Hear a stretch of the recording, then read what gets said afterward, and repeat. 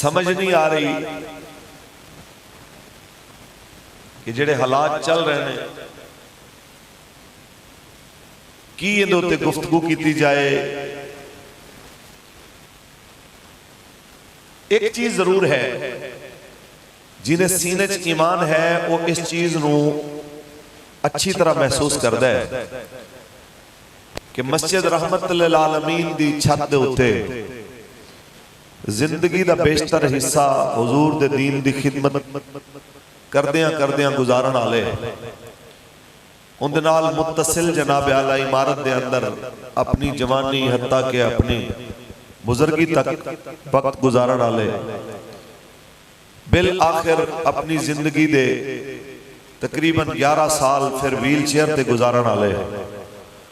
اس مرد کلندر نال جس بندے نے ظلم و زیادتی کی دیئے او کلا بھی ذلیل ہو لے ہے او اجتماعی لشکرچ بھی ذلیل ہو لے اے طے ہے اندھے وچ کوئی شک علی گا تے پھر ویل چیئر تے بے کے کیسی بات ہے کہ جیندی ویل چیئر دا مذاق اڑا دے سن اس سے ویل چیئر دے ہوتے بٹھایا مالک نے. حیرت دی بات ہے کہ ان دی ویل چیئر چمڑ نو زمانہ ترستا سی بلکہ انہاں دی جناب اعلیٰ گڈی جتھو گزر جائے انہاں دی گڈی تو میں نے اچھی طرف یاد ہے ایک بندہ آکے نا حضرت دی گڈی نو کپڑا مار رہا ہے. میں کی کر رہا ہے میں کہ صاف ہے انہوں کیوں کپڑا مارا کہتا جی میں نے پتہ صاف ہے بس میں برکت لے رہا کہ انہوں بابا جی دی جناب اعلیٰ گڈی دی مٹی لگ جائے گی کم از کم یہ ہے کہ بھئی یہ میرے نال تے روے گا. اسی صرف ایک گل کرنا چاہ رہے ہیں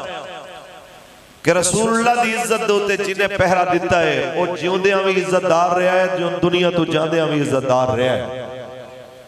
تے جنہ رسول اللہ دے دین دا رستہ روکیا ہے اتھے بھی ذلیل ہو رہے ہیں اگے دی ذلت انشاءاللہ ہونی ہے.